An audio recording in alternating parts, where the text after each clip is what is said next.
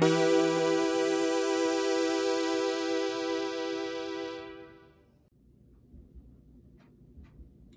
you want me to review this? Yes, we'll watch it and review it. Can't we just review something else instead? Let me think.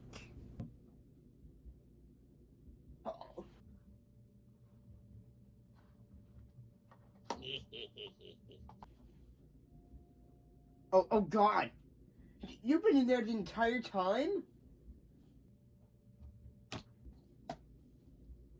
Is this the alternative? No. Fine. I'll review the unreleased Fantastic Four. Wait a minute. You've watched me this entire time. You watched me poo in that bucket, didn't you? Oh, God, you sick. Ugh. You really are evil. I can't tell. Are you real or are you just a figment of my imagination? You know what? Forget it. Forget it. Let's just get on to it. On with it. I've been in this room for so long that I've suddenly gotten, feared. But, let's just get right on to it. Let's talk about the 1994 unreleased Fantastic Four. And yes, this is actually the first adaptation of the Fantastic Four in live action. And I gotta say,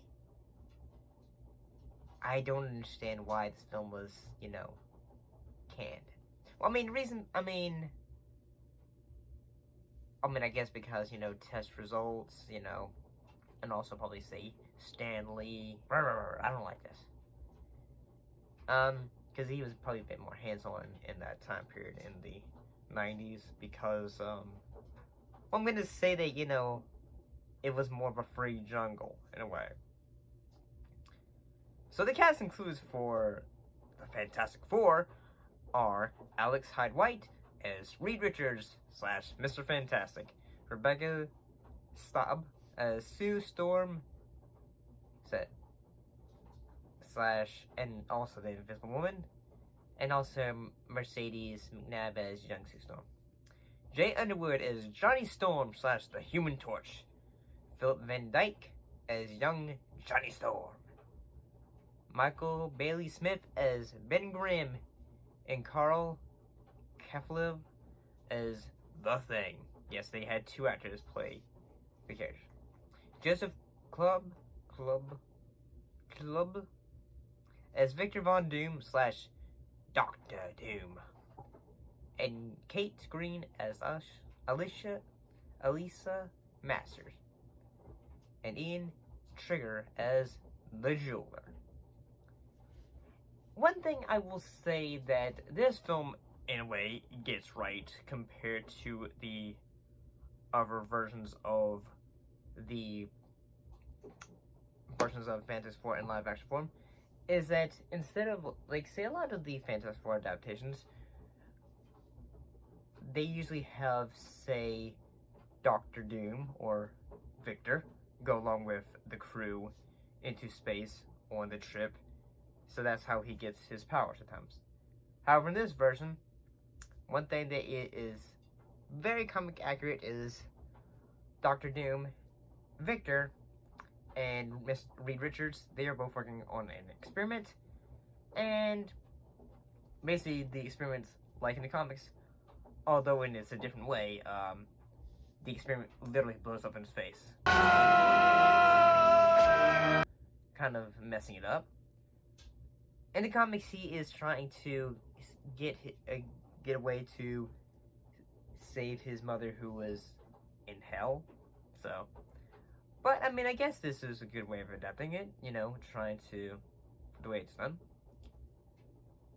And I gotta say, I've seen a lot of movies. Heck, I've seen a lot of independent films.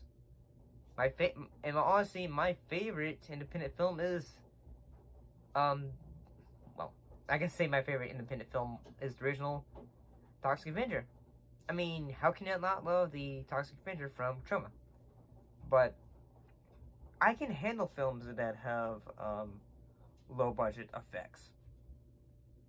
And, you know, I can understand, you know, like say, hey, at times, like say, okay, we don't have the full budget to do, say, Flame on it.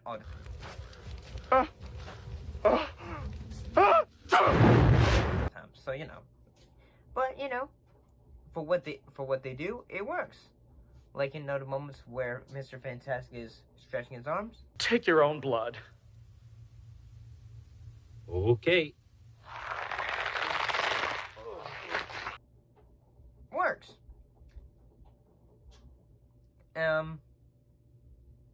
Heck, I think I'd say that compared to the other films, I mean, even though it's kind of cheesy, the way the characters, you know, the crew gets their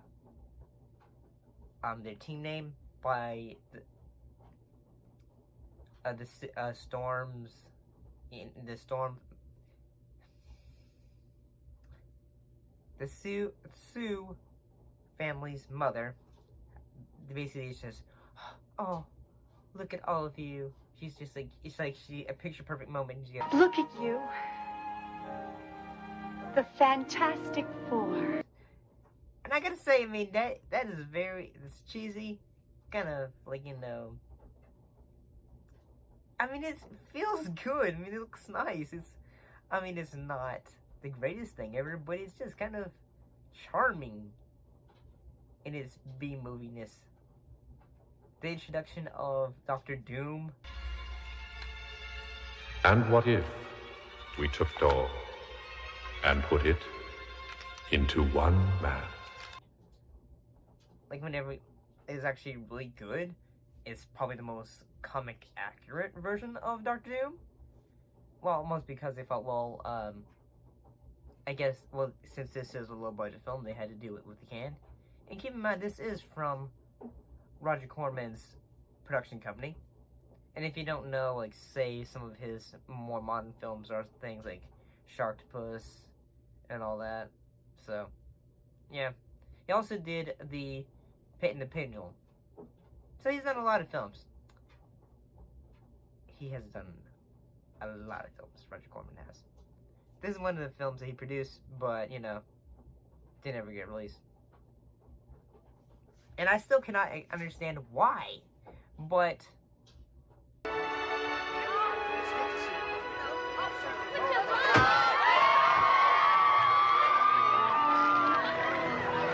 I gotta say, I like it.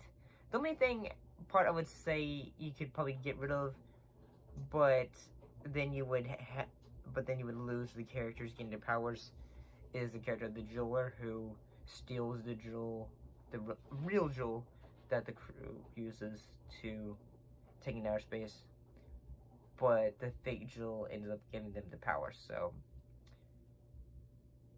yeah. And I'm gonna say the character Ben Grimm, or the Thing, you know, his transformation into... What kind of a thing have I turned into? And the Thing is, you know, like him being an outcast because he is a, you know... Looking for trouble. I'm not looking to give any, man. Look, you gotta move, all right? Get walking. Look, all I want is just to play... I don't care what you want.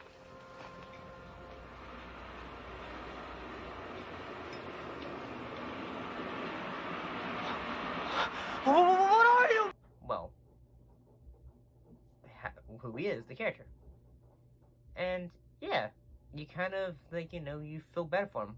Same as just like you do in the Tim Story 2004 film with Michael Chiklis.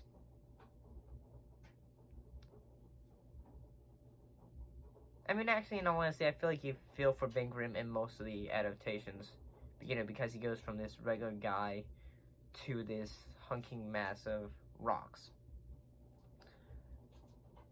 And I gotta say, I mean, even though the costume still works, even though you can see the mask's holes.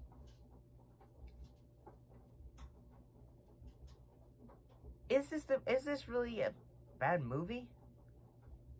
Though? No, I honestly cannot say the Fantastic Four from 1994 is bad. I, in all honesty, cannot say that. Mostly is because, you know, I feel like this film is entertaining.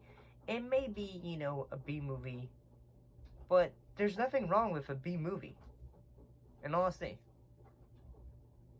So, but I feel like, you know, perhaps, you know, eventually this film will get, even though it has its audience, maybe more people will, heck, maybe even Marvel will reference this film in their version of the Fantastic Four. Maybe they'll just have, like, say, a moment where, maybe they'll have, like, say, an original actor from that film, like, you know, because they just want to be, like, you know, oh, hey, see, guys, we referenced it. I mean, I don't know. That'd be pretty cool, I think. But, what do you guys think? Now that the review is over, it's time. Oh, not a whisk! Not a whisk! Knock, knock, mother trucker. Vacuum, you've come to save me! You're damn right I did.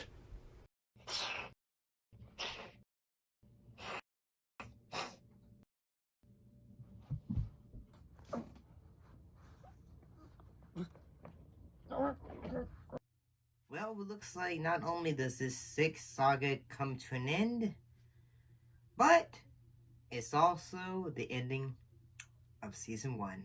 So, what should we do with him? I have an idea. It was finally over. The nightmare that was my evil twin was over. The one question that lingered in the back of my mind, did I really have an evil twin brother? Or was it a rogue reality that had taken over me, never around me, to think that I had a brother? But it was over.